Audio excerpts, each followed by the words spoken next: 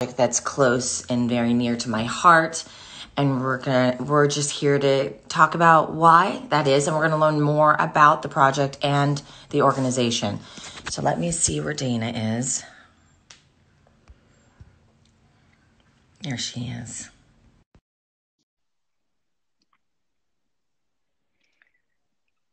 She's so cute. I got you, girl.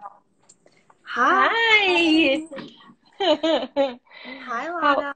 Hi, Dana. Good morning. Oh, yes. Good morning for you. That's right. East Good afternoon Coast. for you. Yes, it's special to be here with you in this in the middle of this pandemic. Thank you so much. Oh my gosh, likewise. Honestly, likewise. I'm just so honored to have you in my life, to have met you through such an incredible way. That is true. The universe brought us together. The universe absolutely brought us together, and if people are wondering how that is, Dana and I together were participating in the 21 Days of Abundance group. And our dear friend Goldie Sammy brought us together. And Dana's been working with Michael K. Williams on NYC Together, the organization that she founded. What was it, 6 years ago? 5. We 5 just years had ago. our 5-year anniversary on May 5th. That's amazing. Congratulations. Thank you. Thank you. So, Goalie, who I like to say that she's like a walking. What noise is that? Is that your computer? I'm in the office. Okay. I was like, I think angels are trying to like send requests. Yes, sorry. No, it's okay. I tried to find a quiet place where I work out of this police precinct and just try to find a quiet place. But of course, there's beeping. I understand. That's good to know. Tell us more about that. The precinct or the beeping? How you ended up there and your office is there, and maybe you can tell us a bit about NYC Together and how you started it and why, etc. Sure. So NYC Together, like we said, was founded 5 years ago. And the goal of NYC Together was to dramatically disrupt the systems that were putting youth into incarceration. And if they had to be arrested, how, in a crisis moment, how do we stop them from recidivating again? So how do you turn that crisis moment into a turning point? And especially, how do you do that in neighborhoods that are over-policed, under-resourced, and whatnot? So we decided to pilot this program with the police department where we would take officers and young people who were getting suspended, which puts them on the path of the school to prison pipeline. I don't know if that's a phrase a lot of people know, but it's essentially kids getting suspended and ending up in handcuffs and going to juvenile detention facilities, or like in New York, up until a few years ago, they were going to Rikers Island, an adult prison, an adult jail, because our age of criminality was 16. So how can we shift what happens when young people come in contact with officers, and how can you culturally change police officers to think about their jobs differently? Like, what is public safety and how is that achieved? And we know that you can't have criminal solutions to social problems. So if a young person is stealing from a bodega, is that young person stealing because there's economic constraints in the household? Do they not have enough food? What are the core issues to that type of behavior? And then how do you address those issues? So we've been working with young people and officers for the last 5 years. All of our kids go on to graduate high school. We're very proud of them. Sad this year that we're not going to have a real graduation, so that sucks. But are you doing anything special in place of it? Like, is there any sort of like, Zoom sessions or house party calls? The kids are really overwhelmed from the virtual learning. All the moms out there and parents and guardians, I'm sure you understand that. We are working, one of our big donors and supporters, Johnny Shipes from Cinematic Records, said as soon as this whole thing is over, he's going to host the most epic prom for them. So we're like just waiting for that to happen. But yeah, we'll be in touch with them and trying to do cool things. We are in touch with them every day anyway, but So we've been working with these kids and cops, but then we took it up a notch and we said, how do we engage celebrities and shift culture, police culture? How to get them to start thinking about their work differently every day, and elevating that message and shifting the tone. So we've been working with lots of celebrities like Michael K. Williams to try to really rewire the police department and how they operate. And we've been executing protocols in the precincts that really change what happens when young people come into contact with law enforcement. Instead of them getting punitive things like arrests and suspensions, we're seeing them get, or summonses in the precinct, we're seeing them get supportive services. They're being connected to services, people that know how to fill their needs. And so we're super excited about that, because then the likelihood that they'll continue that behavior is automatically diminished. I mean, we're seeing great results. So we're proud of the last 5 years, and we want to keep growing. And you know, how many kids do you have in your program? So we service 45 kids weekly, but then on top of that, like, what's the protocols that we're unrolling? I don't directly come into contact with them, but because of the protocols, it's at least 100 kids a month who are cycling in through these different protocols that allow them to get connected to important services that are needed. Wow. That's amazing, Dana. Honestly. It's cool. It's cool. And I can see, the times that we've talked about the kids, like you just absolutely love them so much. You're like, these are my kids. Yeah, I feel that. I feel that love and connection from you. I appreciate that. It's funny because just an hour ago, one of them had sent me a message on Instagram that I had worked with 2 years ago. She had graduated, so it's been 2 years since I've physically seen her. And she was like, when this is all over, can we all just get together, like the old group back together again? I'm like, absolutely. And we really become our ecosystem. There's a lot of love. Everything we do is grounded in love. So yeah. I mean, that's why I'm involved, is like, this is a new thing for me, working with these kids, and, being from Brooklyn and being one of those kids at one point in my life is what brought me, into your life. And I think that's why Goalie said, oh my God, I think this is a perfect match. And I'm so excited to meet these kids. I know at some point we're going to end up doing that. Yeah, I know. I can't wait to meet them in person, but I know we're going to have like a live session. So everyone who's watching now, like, tune in when that happens, and we'll make the announcement. But at some point, I'm going to meet these kids live here on Instagram, and that's going to be a lot of fun. Yeah. I already know in my head the kids that are going to like fall in love with you and click with you, and they'll be like, can I come back to LA with you? That's so cute. We had kids that Mike loves, and for their 18th birthday, we sent them to Atlanta when he was filming in Atlanta. We love to provide the opportunity for travel experiences and see things like Mike on set. I mean, just really cool stuff. So I already know you're going to be in love with, I already know who's going to be in love with you, and you'll be the feelings will be mutual, and we'll have to ship them to LA. Of course, absolutely. When all of this is behind us, God knows when, but hopefully not too far in our near future. Yeah.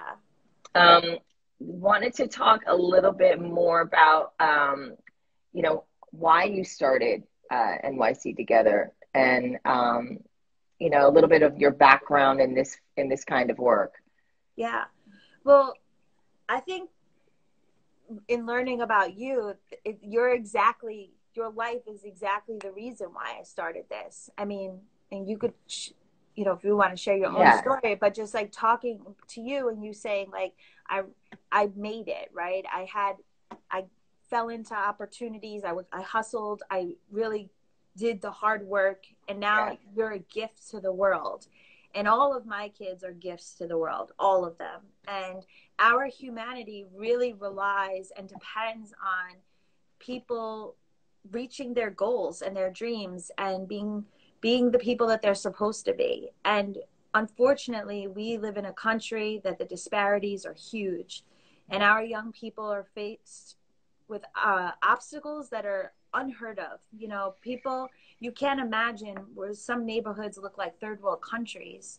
And then we expect kids to thrive, and survive at the same time, and unpacking all of that.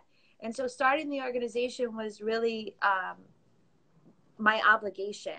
I knew the access that I had. I understand the systems that I was working in, like the family court system, the police department, all these things. And how can we shift their energy and their resources to be helpful and supportive? And ultimately, we're creating greater public safety. So they're achieving their goals, but we're teaching them that they have other tools in their tool belts. And so when you hear things about like alternatives to incarceration and like these different kinds of courts, like drug treatment court, everybody's like, oh, that sounds amazing. Or, you know, like it's so radical, but really it's common sense. It's what we should be doing. And so the organization was started simply to find the Lanas of the world and, you know, allow alternative options. Yeah. Yeah.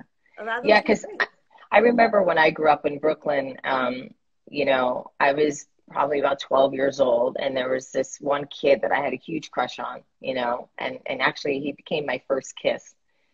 And I remember he was really smart. He was half Dominican and half Italian. And he was really like trigueño, like dark and like just beautiful. Dreamy. Just, oh, totally, totally. Big eyes, like just full lips, like dark skin, and just beautiful. And I remember when he dropped out of school, and I was like, why? You're so smart. And he's like, well, you know, I got to make money. And I was like, what do you mean you got to make money? He's like, well, you know, like we don't have any money. You know, they were living with like their grandmother, their parents weren't really around that much. And they were all like in one little 2-bedroom apartment. And I was like, what do you mean you're going to make money? And he started selling drugs. And I was like, oh God, no. Because I just saw what he was capable of. And he was so beautiful and like charming. And I just thought, this is a bad road. This is a bad road. And I remember writing him a letter just saying, please don't do this. Please go find a way to go back to school. But he's like, I don't even know how to put food on the table, put clothes on my back. Like we need to like, I want to be able to like get things for myself. Right. You know, that guy ended up in a horrible situation and ended up in jail for 10 years, ended up coming out, ended up selling drugs again, and ended up killed. And I remember getting that call when I was on Swingtown, and I was just in the middle of filming, and it was like, I get this call, you know, so-and-so has been shot. And it was so-and-so has been shot a block away from where my father was shot. And it was just like all those feelings like came back again. And I just went, when is this going to end? Like, how do we get these kids? How do we give them another way out? How do we give them an alternative? You know, and it's out there for them, but like, it wasn't really around when I was a kid. And if it was around, I didn't know about it. I didn't know about the programs. I feel like the connectivity piece is huge. Yeah. And especially when you're dealing with kids that don't have a lot of confidence and they're used to systems failing them. Like the school tells them, we don't really want you here. They're involved in all these other different systems. Like the welfare system is so terrible. Like all these different systems happen. So they self-select to not participate in things because they're used to things failing, you know, and that sucks too. And so it's really identifying those kids that need to be reached out to most, right? Not the kids that would automatically self-select to participate in something, but kids that if you gave them the extra nudge that they'd show up. And that's why we say we're grounded in love, because our kids know when they're with us that they're loved. Like unequivocally, they know that. And they get that from every angle, even when they make mistakes. Right. That's important. I mean, love is what we all want and what we all need to succeed in every capacity, you know. Exactly. It's like I look at my dog Lola, and not to segue too much, but like even my dog now, I have to hand feed her. I'm just like, what is happening? Why? But she's kind of gotten to this place where she just wants that deeper connection, you know? Yeah. And it's like, oh, okay, this is about love. And if you feel that love, if you feel seen, if people are giving you their time, that goes so far. So and making people feel seen. That's like yesterday, Michael K. Williams came out to Brownsville. I know, I saw that. Yeah. And the people were so appreciative of his presence. We were handing out masks. And some people, because we were with the police, they wanted to vent, right? Because there's a lot of this going on right now. And there's a lot of trauma and a lot of stress. and giving them an opportunity in a non-confrontational moment to express their feelings and their frustrations was wildly important and profound, right? And in healing, like we have to be doing more of this work where we're hearing people, seeing people. So yeah, I mean, I feel terrible about the young man that you described. That's just, we don't want that for anybody. No, not at all. Not at all. Well, we have some questions here and I wanted to get to them.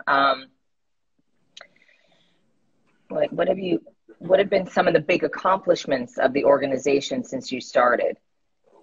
Well, I mean, I kind of laid all that out with like us doing the protocols and whatnot, but I think our greatest accomplishment has been really shifting the language and culture of the officers that we work with so that they see our kids differently, which then helps them operate differently in the world, not just with our kids, but all the kids that they come into contact with. And, you know, our greatest accomplishments have definitely been sending kids abroad. So we get kids passports and driver's license. They've traveled to India, Australia, Italy. And what do they do when they travel there? Like, what are some of the things? Do they meet like some of the health experts there? Do they meet like what is their experience overseas?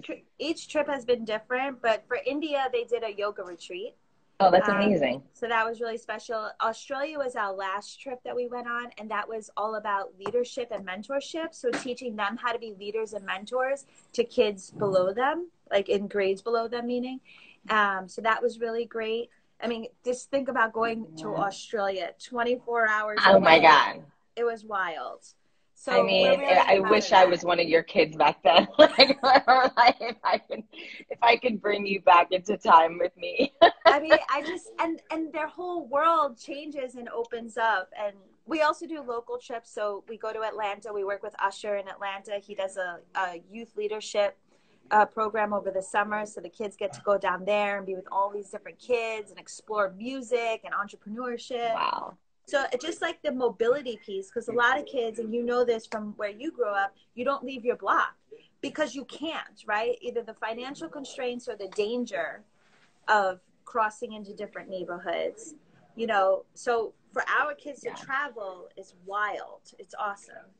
Yeah, I mean, I was definitely under that like sort of restriction myself growing up, and it was, you know, you couldn't go past a certain street because like one block down, you know, south was, you know, the projects.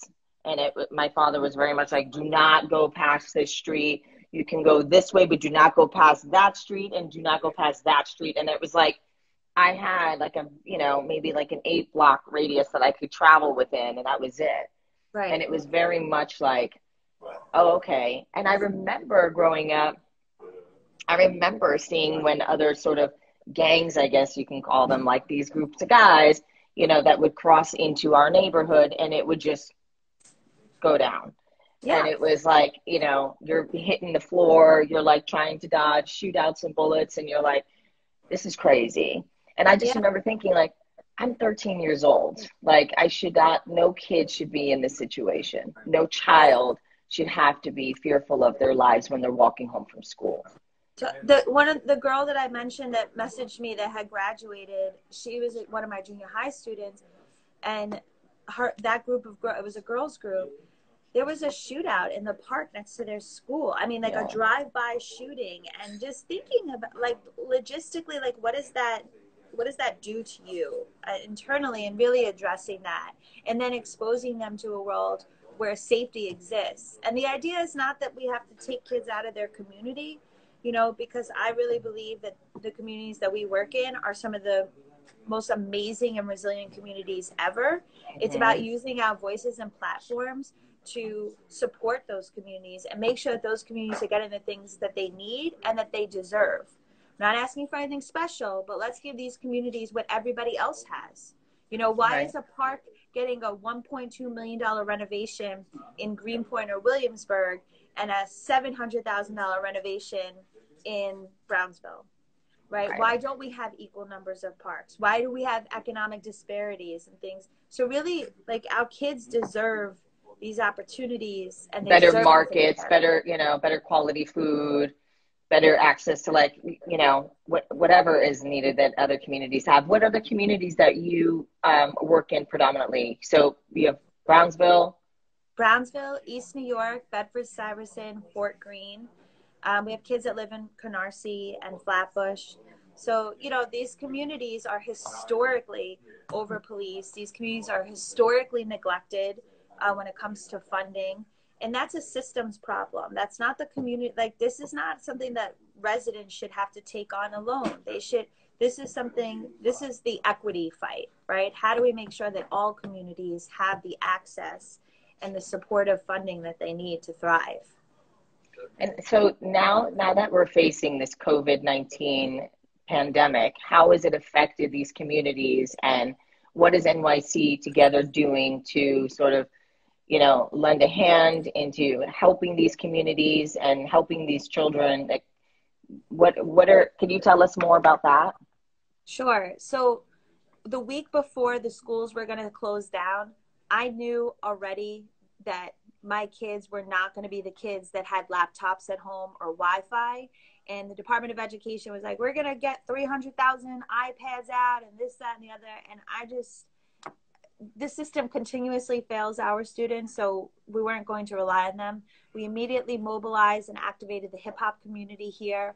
They raised $10,000 in like 4 days. We were able to buy every single one of our young people a laptop. We got Wi-Fi hotspots for the kids that needed the Wi-Fi. And then we were able to we hired people from the community that were laid off from COVID to be virtual tutors for our young people. So giving our kids the individual attention they needed to stay on track while, you know, building other people up economically during this tough time. Mm-hmm. We were doing food packages, so making sure the families had enough to eat, regardless of their situation. Some people weren't working. The schools, they could go to the school to get the free lunches, but then that means that they're leaving their house, and that's like puts them more at risk. Yeah. So we were able to do that. And then also we instated a learn and earn portion of the program. So we told the kids, if you work with your virtual tutors for X amount of hours, we see all your work is turned in on Google Classroom, and you have to share one positive thing with me every day, you can earn up to $75 a week. So we've been paying the kids to participate in their online learning. So, you know, it was a huge shift. We had to mobilize really quickly and figure it out pretty quickly. But I'm happy to say our kids have been doing more schoolwork than they've actually ever done in their lives. Amazing. That's incredible. And if my virtual tutors are watching, I thank them so much, because they're really hugely important in making this happen. Oh, that's amazing. Well, tell us more. Let's talk about Project Lead. Let's talk about my involvement. Let's talk about Michael's. Let's talk about the importance of Project Lead and the whole theory behind it, and why we started this program to begin with. Yeah. So Project Lead is kind of going to piggyback what the virtual learning was doing, which is a learn and earn program, only we're going to have something to deliver. So LEAD stands for Learn, Earn, Advocate, Deliver. And over the last couple of weeks, again, being nimble and mobilizing really quickly, we're building out a social justice curriculum that focuses specifically on the underlying issues of why communities of color were disproportionately impacted by COVID. So things like redlining, right? Really dense housing, things like food deserts. Why is there not access to good food, which leads to diabetes and other things like that? Health inequities. Why do people of color have less access to good health care? And then when they do get the health care, what kind of racism is happening within our healthcare system? Which if you haven't heard about this, you need to read about it. I mean, it's scary to think doctors would give people with darker skin less anesthesia because they think they can handle pain more. I mean, this is the kind of stuff that we're dealing with. So really uncovering all those issues, we built this curriculum out. And from that curriculum, they're going to create a campaign, a marketing campaign for their own communities. And we're doing that because we don't think that it's the police officer's job to do social distancing education. We understand the trauma that invokes when you have these interactions with officers. It puts the community and officers at risk. Right. And the messaging, kids know the content that they want to consume. So why not have our kids prepare the content that's going to go out, you know, and they understand the logistics of where they live. When the mayor says, oh, you have to stay 6 feet apart from each other, our kids that live in NYCHA, which is like housing projects, and if more than one person is in the hallway at a time, you can't be social distancing, right? It's just logistically impossible. So our kids are going to develop those marketing campaigns. They'll lead virtual town halls. They'll learn about civic engagement and grassroots organizing. So they'll be able to do all of this and really lead, right? Really take over and take this on, and all while getting paid, because summer youth employment was defunded because of COVID. So all of these kids that rely on that money, all of these kids that rely on that experience now won't have it. So we thought that this was the best path forward, and we're just really grateful to you and to Michael for trying to help, because every dollar we raise is going directly to paying the kids. So the more money we raise. And I want to talk about the importance of paying these kids, because a lot of people just, you know, there's a lot of organizations asking for money, and we understand that, and this is a time to help, and any amount that anyone can donate is greatly appreciated. But I want to talk about the importance in paying these kids. Can you tell us more about that? Yeah, I mean, so I described neighborhoods to you: Brownsville, East New York, Bed-Stuy. For the viewers who aren't familiar, these are neighborhoods that experience violent crime disproportionately to the rest of the city. Just 2 days ago, we had a 16-year-old murdered at, I think it was 3:00 in the afternoon. So we know that if young people are not engaged in something positive, if they are so economically depressed that they're willing to do things like how you described, selling drugs and participating in other negative behaviors to survive, which could ultimately lead to really horrible consequences, you know, that's not the plan. That's not acceptable. So we need to be able to pay these young people and pro-socially engage them, because that will directly impact public safety and ensuring that we don't have a spike in youth gun violence over the summer. You know, if you just have a bunch of kids with nothing to do, nowhere to go, it's hot outside, it's hot in their buildings, what is going to happen? It's a recipe for disaster. And so we want to empower our young people. And for everybody who is giving money to food banks and all these other places, that's wonderful. Do it. I hear it. But how empowering and how wonderful and impactful is it if a young person can get a paycheck and then buy their own food versus standing on a line? The lines here are around the block for food banks. I mean, it's untenable. And this is a solution-based program that we know is going to be successful. I bet some of these kids don't even have parents and they live with their grandparents, et cetera. I mean, I knew a lot of kids in those situations that they lived with their grandparents. Yeah. And, you know, you have these older people that can't get out and work and they can't earn a living. So it's really dependent on these children to take care of the household and be a provider. That's right. We have a lot of kids that is definitely their circumstance. Yeah. And so why not give them a positive thing to engage in versus a negative thing? Right. Instead of like selling drugs or, you know, robbing, you know, bodegas or something. Yeah. Yeah. I mean, unrelated to COVID, just like a brief story, is we had a young person 2 years ago who was doing armed robberies on trains. And again, thinking about how to rework what the police department linked that young person to a job readiness program that's absolutely phenomenal. It's called Exalt Youth.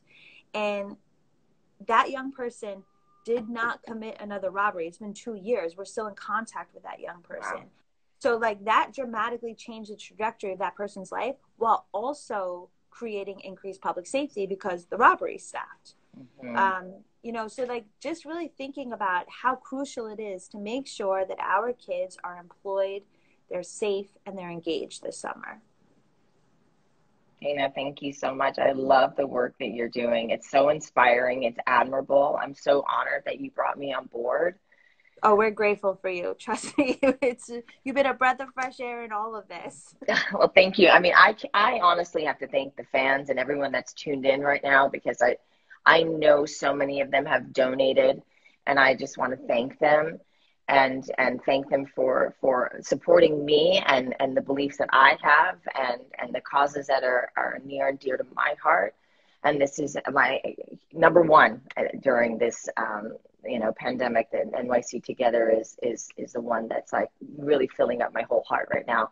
So I want to thank you all for your participation in today. And Dana, I want to thank you. I know you have a lot of work to do, and we're at our 30-minute mark, so I don't want to take up too much of your time. But I wanted to say... Can we just remind everybody that they could win a Zoom? Oh, yeah, that's right. That's right. So, well, a couple things before we end. If you haven't donated and you can donate, any amount is greatly appreciated. Please go to my Instagram page, and under in my bio section is a link to the GoFundMe for Project Lead, and you can win a chance to have a Zoom lunch with me, and that's going to be a lot of fun. So anything that you can donate, your name gets put in some hat, a really big hat, because we're hoping to get a lot of donations, and the angels that be will pick your name out, and we will have a beautiful lunch together. Yes. So please donate, and you could check out all the work that we're doing at nyctogether.org, or you can visit our Instagram page, which is nyctogether.org, or my Instagram page is filled with pictures of our wonderful young people. But we're just so appreciative of everybody donating, because this is directly going to young people who are going to really need this over the summer. So thank you, Lana. Yeah, thank you, Dana. You are an angel. I adore you. And thank you, everyone. And we'll be doing a few more lives next week. We're trying to figure it all out, but we will keep you informed as to when and what time. And thank you all. Have a beautiful day. Stay safe and healthy out there. Bye, Lana. Bye.